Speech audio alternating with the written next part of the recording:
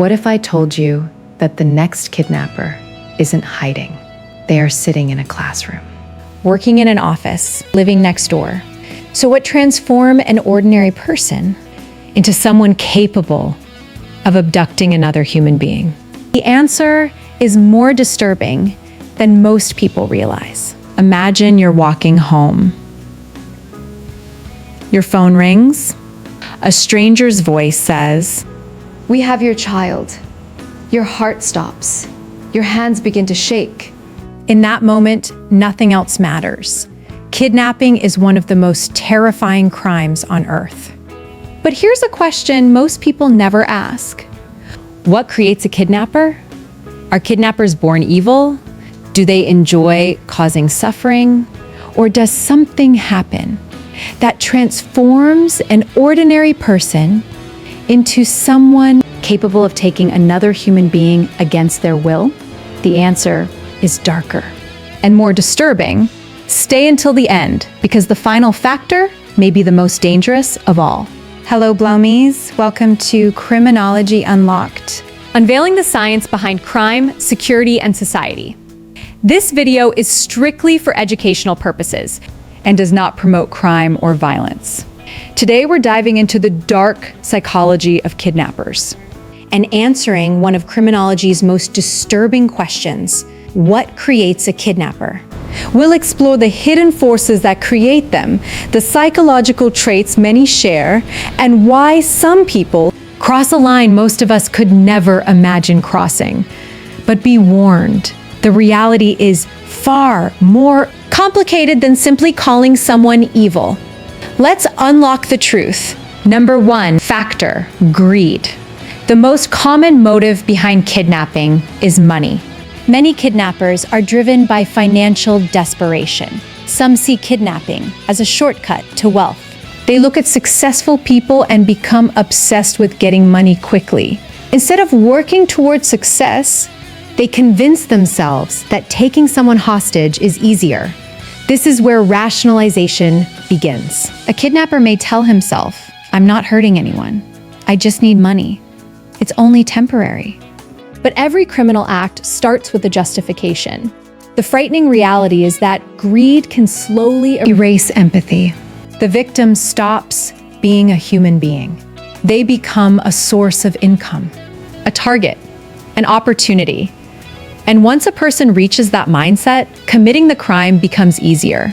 Number two, the power fantasy. Some kidnappers are not motivated by money at all.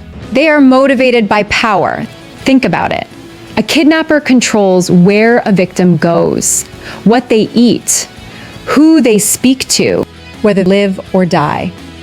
For some individuals, this sense of control is intoxicating. Psychologists call this dominance motivation. These offenders often feel powerless in everyday life. But during a kidnapping, they become the person in control, the person making the rules, the person everyone fears. And for some, that feeling becomes addictive. Some kidnappers don't start as violent criminals at all. In fact, many begin as ordinary people.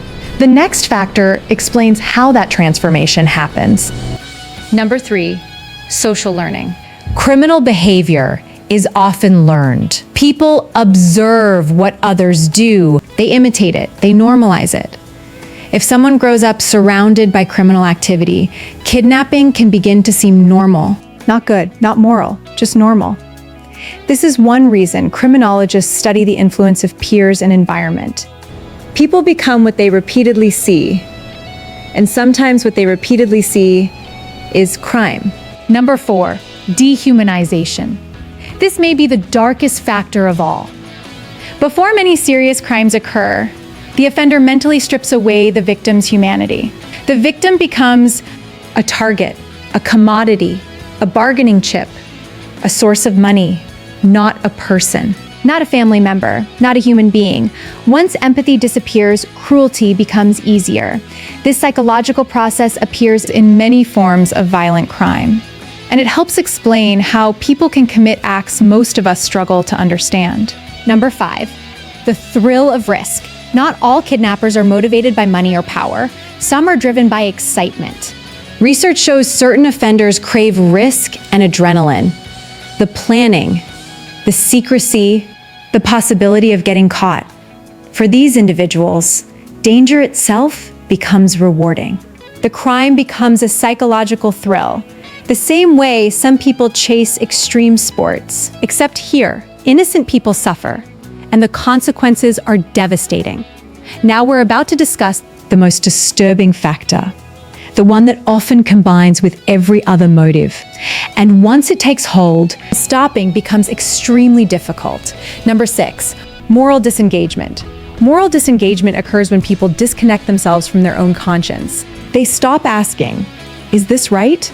and start asking, "Can I get away with it?" This mental shift is dangerous because once people stop viewing their actions as wrong, almost anything becomes possible. History shows us that many serious offenders did not see themselves as villains. They saw themselves as justified. That's what makes moral disengagement so dangerous. It allows ordinary people to commit extraordinary harm. The big question. So what creates a kidnapper? There isn't one answer. It's usually a combination of factors. Greed, power, environment, social learning, thrill-seeking, dehumanization, and moral disengagement. No one is born holding a ransom note. The path toward crime is often gradual. One bad decision, then another, until a line is crossed, and a life is changed forever. In summary, kidnappers are not usually born criminals. Instead, they are often shaped by a combination of psychological, social, and environmental factors that gradually lead them toward crime. No single factor creates a kidnapper. Nobody is born a kidnapper.